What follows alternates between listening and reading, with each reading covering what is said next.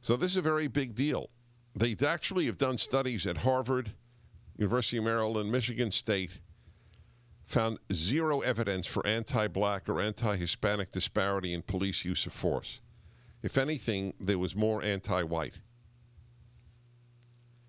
And they didn't go into the study thinking that that's what they would conclude. Believe me, they were looking for racism and bias. So the whole thing's a lie. You think we know the whole truth? I mean, first of all, how do you know? How do we know? Seriously, how do we know that what was done to George Floyd was racist? How do we know that this officer wouldn't have done that in the exact same circumstance with a white that he was detaining? Right? The amount of assumptions. We also assume that he directly killed him. And we have reason to believe that there's no question he contributed. If this didn't happen, Floyd wouldn't have died. So that's clear. But there were many other factors, including Floyd's condition, the drugs that were in him at the time. But nobody's interested in truth, because truth is the enemy of leftism.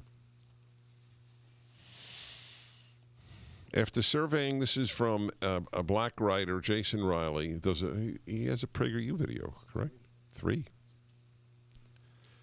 It's in the Wall Street Journal. After surveying more than 24 federal and state probes of police departments across the country, the pattern became clear.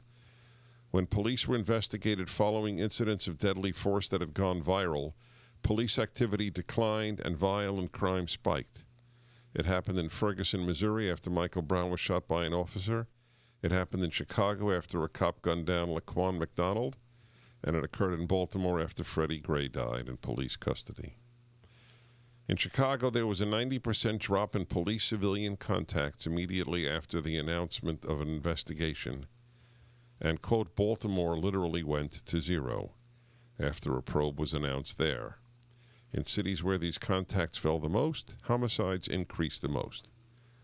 Black Lives Matter is a fact, but it is not something that the left takes seriously. Black lives matter when a white kills a black. They don't finish the sentence. Mr. Fryer said that because of changes in policy, this is Fryer of Harvard,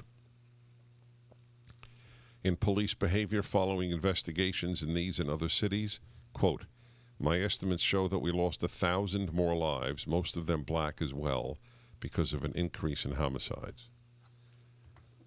So let's say 800 blacks died as a result of the police withdrawing. Does that matter to Black Lives Matter? No, it doesn't. Mr. Fryer said, I never would have guessed that if police stopped putting in the effort, homicides would change like this. You hear some people say, oh, we want to police our own neighborhoods, get out. No, you don't want that. I guess I always knew it was a foolish idea, but I didn't realize it was this deadly. Well, Minneapolis, I guess you'll find out.